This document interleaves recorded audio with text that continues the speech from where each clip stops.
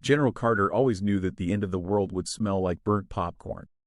The sky above New York City was a kaleidoscope of alien craft shimmering in iridescent hues as they descended upon the unsuspecting populace.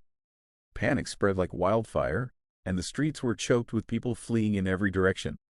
The initial disbelief quickly gave way to a primal fear as the first of the invaders began to disembark. General Carter, standing in the war room of the Pentagon, watched the live feeds with a grim expression.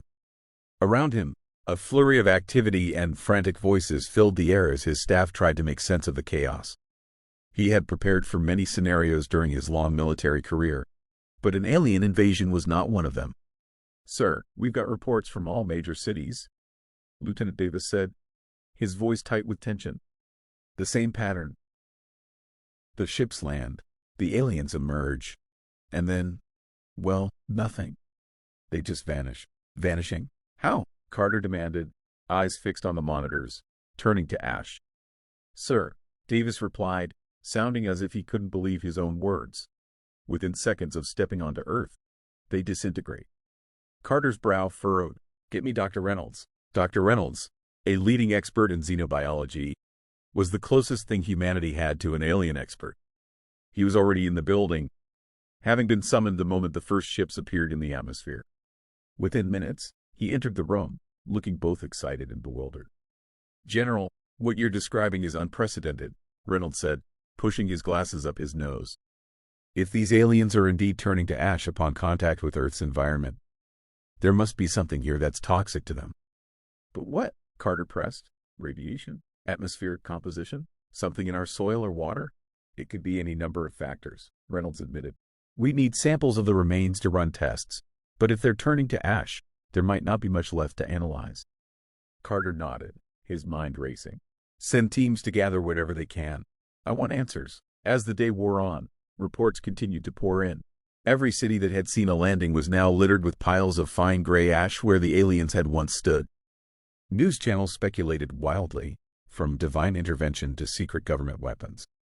Social media was ablaze with theories and rumors. In a cramped apartment in Brooklyn, Jason Harris watched the news with a mix of fear and fascination. The 25-year-old computer programmer had always been a sci-fi geek, but this was beyond anything he had ever imagined. His phone buzzed incessantly with messages from friends and family, all sharing the latest updates and asking the same question.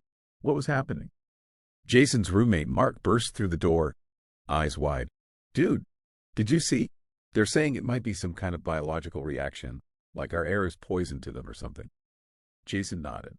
"Yeah, I heard. It's crazy. I mean, these guys can travel across the galaxy but can't handle a little Earth air." Mark flopped onto the couch. "Maybe it's not the air. Maybe it's something else. Like, I don't know. Bacteria or something." "Something, whatever it is," Jason said. "I'm just glad it's working. Can you imagine if they were immune? We'd be screwed." At the Pentagon, General Carter and Dr. Reynolds pored over the initial findings. Teams had managed to collect some of the ash, and preliminary analysis was underway. "There's no sign of any known Earth pathogens," Reynolds reported. "The composition of the ash suggests a rapid cellular breakdown, almost like a form of spontaneous combustion." Carter raised an eyebrow. "Spontaneous combustion? Are you saying they just burst into flames?" "Not exactly," Reynolds clarified. "It's more like their bodies can't handle something in our environment. Their cells just disintegrate. Can we weaponize it?" Carter asked bluntly. Reynolds looked startled. "General, we don't even know what it is yet, but if we can identify the cause, we might be able to develop some form of deterrent." Carter nodded. "Get on it. The sooner we understand this, the better." Across the world, the pattern repeated itself. Alien ships landed, aliens emerged, and within seconds they were reduced to ash. The invasion seemed to taper off as quickly as they had begun, with fewer and fewer ships arriving each hour. It was as if the invaders had realized their mistake but were too late to stop the initial waves.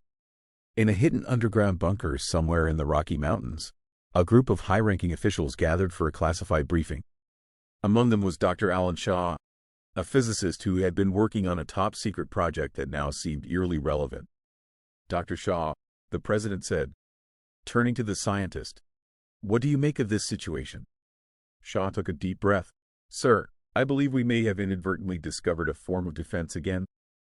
Say these aliens. Several years ago, we began experimenting with a new type of radiation, one that affects cellular structures at a fundamental level. We abandoned the project due to its unpredictability, but it's possible that Earth itself emits a form of this radiation naturally. The room fell silent as the implications sank in. Are you saying, the president began slowly, that our planet itself is a weapon? Shaw nodded. In a manner of speaking, yes. If we can harness and understand this radiation, we might be able to protect ourselves from any future invasions. The president leaned back, deep in thought. Then that's our top priority. Get your team on it, Dr. Shaw.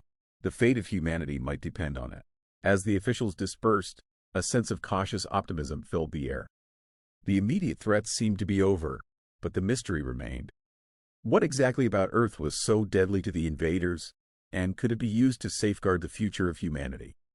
In the coming days, the world would continue to grapple with the aftermath of the invasion. Questions would linger, and the search for answers would drive humanity to new heights of scientific discovery.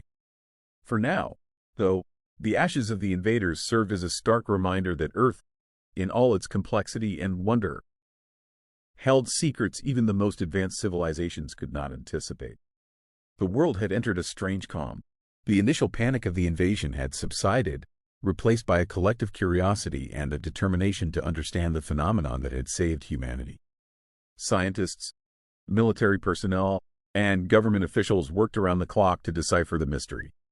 At the Pentagon, General Carter and Dr. Reynolds had become the faces of Earth's defense strategy. The war room buzzed with activity as new data came in from around the globe. Teams were analyzing the ash, environmental samples, and even the wreckage of the alien ships, hoping to find a clue. "General, we have something," Dr. Reynolds said one morning, his eyes alight with excitement. "Our latest analysis suggests that the radiation Dr. Shaw mentioned might indeed be at play here. We've detected trace amounts of an unknown form of energy in the ash samples. It's unlike anything we've seen before." Carter leaned in, his interest piqued. "Can we replicate it?" Reynolds hesitated. "It's not that simple. This energy appears to be a naturally occurring phenomenon, perhaps linked to Earth's unique magnetic field or some other environmental factor. We need to study it further to understand its properties." Carter nodded.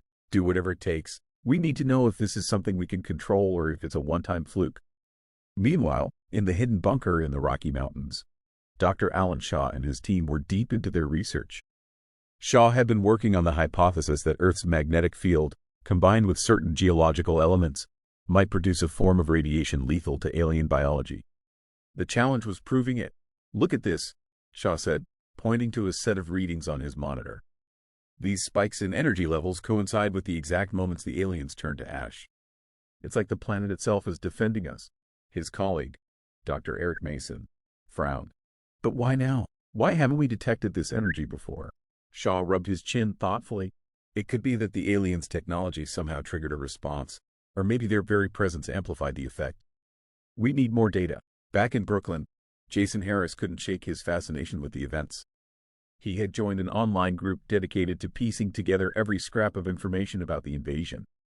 His programming skills came in handy as he sifted through data and helped develop theories. One evening, as Jason sat hunched over his laptop, Mark came in carrying a pizza box. "Dude, you're going to burn out if you keep this up," he said, dropping the box on the table. Jason barely looked up. "I can't help it. This is the biggest thing that's ever happened. I feel like we're on the brink of something huge." Mark sighed and grabbed a slice of pizza. "Just don't forget to eat and sleep, okay? We need you alive for the post-apocalyptic world." Jason chuckled. Yeah, don't worry. I'll take a break soon." As days turned into weeks, the scientific community made significant strides. Dr. Shaw's team discovered that the mysterious energy was a type of radiation that interacted with the alien cellular structure, causing it to destabilize rapidly. This interaction seemed to be unique to Earth, making the planet an unlikely fortress against extraterrestrial threats. The world breathed a collective sigh of relief as the threat of invasion diminished. But the events left a lasting impact. Governments began investing heavily in planetary defense and scientific research, determined to ensure humanity would be ready for whatever came next. In the end, the aliens' greatest mistake was underestimating the complexity of life on Earth. They had traveled across the galaxy, only to be undone by a force they could neither see nor understand. As humanity looked to the stars with a mix of wonder and caution, one thing was clear. Earth was more than just a home. It was a defender, a sanctuary, and a reminder that even in the vastness of the universe, there were still mysteries waiting to be unraveled. And so, the world moved forward, forever changed but united in its resolve to protect its fragile yet resilient planet. The ashes of the invaders became a symbol of humanity's triumph and a warning to any who might dare to invade again. For Earth was not just a world, it was a force to be reckoned with.